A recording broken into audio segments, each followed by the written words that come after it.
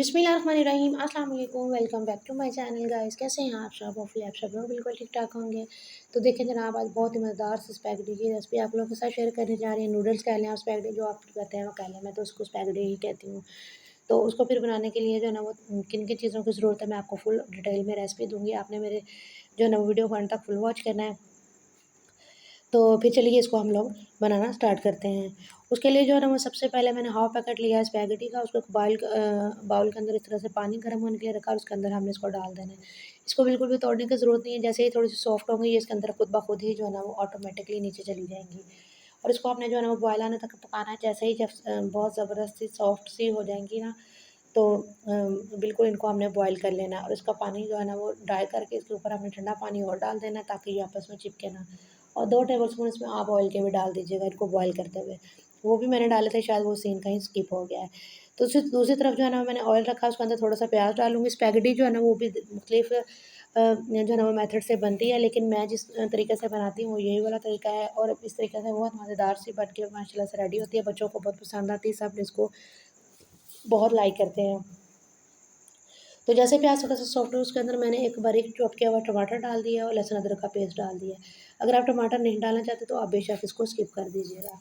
और यहाँ पर मैंने चॉप किया हुआ 1 कप जो है ना वो मेरे पास बीफ था, वो मैंने इसके अंदर ऐड किया। आप इस स्टेज पर जो है ना वो बीफ की जगह पर कीमा वगैरह या चिकन जो है ना वो भी आप ऐड कर सकते हैं। और जो है ना वो एक बड़ा बाउल भर के मैंने वेजिटेबल्स का था मेरे पास, जिसमें थे मटर और गाजरें, ये दोनों चीज़ें बॉयल की हुई थी।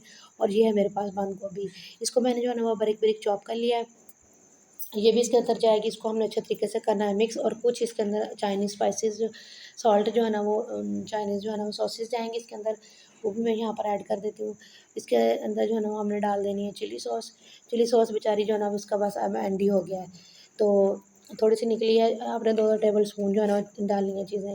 2 टेबल स्पून आपने व्हाइट सिरका इसके अंदर ऐड कर देना और 2 टेबल स्पून ही आपने जो है ना वो इसके अंदर ऐड कर देना है ये अब देखिए मुझे इसका नाम ही भूल गया है। Soya sauce. Soya sauce, chilli sauce और इसके अंदर जाएगा सिरका।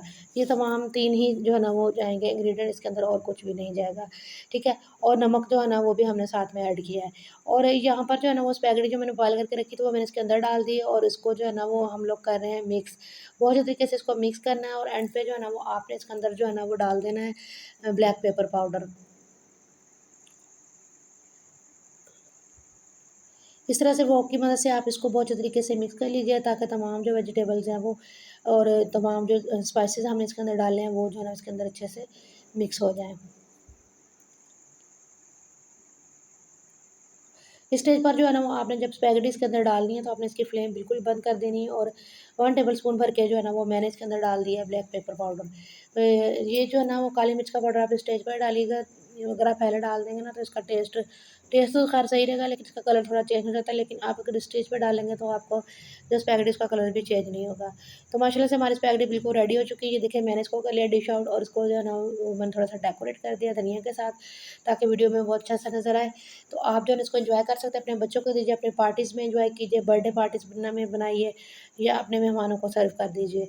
और मेरे वीडियो को देखने वाले अगर आप लोगों को मेरी वीडियो अच्छी लग रही हो, मेरे चैनल पे जो भी न्यू है मेरे चैनल को सब्सक्राइब कर लीजिए, मेरे वीडियो को आगे लाइक और शेयर कर दीजिएगा और मुझे जाकर एक एंड पे प्यारा सा कमेंट ज़रूर कर दीजिएगा ताकि मुझे ये पता चले कि मेरी आज की वीडियो आप लोगों को कैसी लगी है।